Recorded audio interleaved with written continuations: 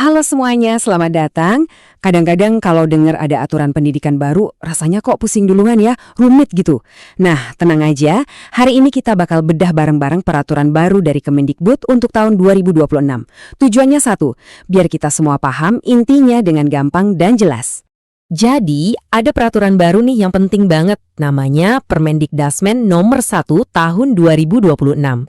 Ini bukan sekedar update biasa loh.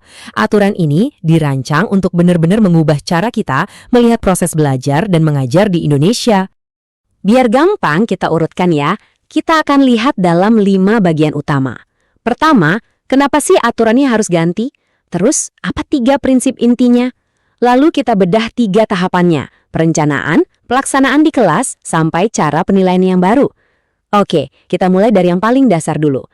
Pertanyaan pertama dan paling penting, kenapa sih perlu ada aturan baru? Jadi gini, peraturan yang lama dari tahun 2022 itu sekarang digantikan. Tujuannya simple tapi krusial, biar pendidikan kita nggak ketinggalan zaman. Dunia kan terus berubah ya, ada perkembangan ilmu pengetahuan, teknologi baru, dinamika sosial yang beda. Nah, pendidikannya harus ikut relevan. Nah, ini dia bagian yang menurut saya paling menarik. Peraturan baru ini bukan cuma soal prosedur, tapi dibangun di atas 3 prinsip inti yang sederhana, tapi dampaknya bisa luar biasa. Yuk kita lihat fondasi barunya apa aja. Ini dia 3 pilarnya, berkesadaran, bermakna, dan mengembirakan. Maksudnya gini, berkesadaran itu artinya murid jadi sadar kenapa mereka belajar, jadi termotivasi. Bermakna artinya pelajaran itu nyambung sama kehidupan nyata. Misalnya, belajar matematika biar bisa ngatur uang jajan. Dan yang terakhir, menggembirakan, suasananya dibuat positif dan seru. Kutipan dari pasal 3 ini benar-benar menangkap semangatnya ya.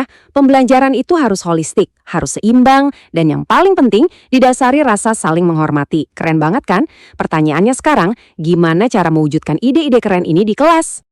Oke, semua hal hebat itu dimulai dari perencanaan yang matang. Nah, kabar baiknya, peraturan baru ini justru menyederhanakan urusan administrasi perencanaan pembelajaran. Menurut pasal 5, sekarang dokumen perencanaan itu cukup memuat 3 hal ini aja. Apa tujuan belajarnya, gimana langkah-langkah untuk mencapainya, dan bagaimana cara menilainya. Udah, itu aja intinya. Jauh lebih ringkas dan to the point.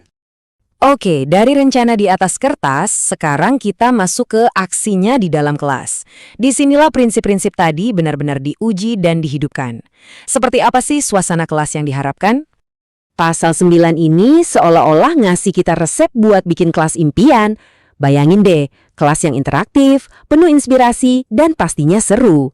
Kelas yang menantang murid untuk mikir kritis, bukan cuma nyatet, dan bikin mereka semangat buat ikut aktif berpartisipasi.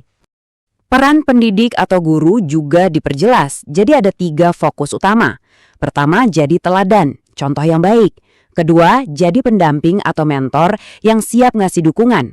Dan ketiga, sebagai fasilitator, yang tugasnya menyediakan jalan dan kesempatan buat murid belajar sesuai kebutuhannya. Nah, sekarang kita sampai di bagian terakhir dan mungkin salah satu perubahan paling fundamental, yaitu soal penilaian.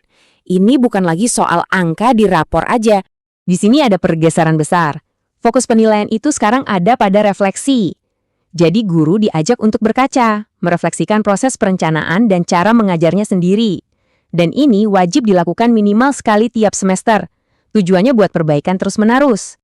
Ini langsung memunculkan pertanyaan penting kan? Kalau yang dinilai itu prosesnya, terus siapa dong yang berhak menilai? Jawabannya mungkin bakal bikin Anda kaget, karena ini beda banget dari sebelumnya. Lihat deh, tabel ini menunjukkan betapa kolaboratifnya sistem yang baru. Penilaian itu bukan lagi kerjaan satu orang. Ada refleksi dari diri sendiri, ada masukan dari sesama guru, ada umpan balik dari kepala sekolah, dan yang paling keren, ada masukan dari murid juga. Semua pihak diajak terlibat. Jadi intinya begini, penilaian itu bertransformasi. Dari yang tadinya mungkin terasa kayak vonis atau penghakiman, sekarang jadi sebuah dialog. Dialog untuk apa? Untuk tumbuh dan jadi lebih baik bersama-sama. Oke, kita rangkum ya poin-poin utamanya. Peraturan baru ini fokus pada 3 prinsip pembelajaran, yaitu berkesadaran, bermakna, menggembirakan. Lalu, administrasinya disederhanakan, peran guru diperjelas, dan yang terpenting, penilaian jadi ajang refleksi bersama. Ini sebuah langkah besar menuju pendidikan yang lebih manusiawi. Nah, sebagai penutup, saya mau tinggalkan satu pertanyaan untuk kita renungkan bersama, terutama bagi para pendidik di luar sana. Kira-kira bagaimana Anda akan membawa ketiga prinsip keren ini, pembelajaran yang berkesadaran, bermakna, dan menggembirakan, ke dalam ruang kelas Anda sendiri?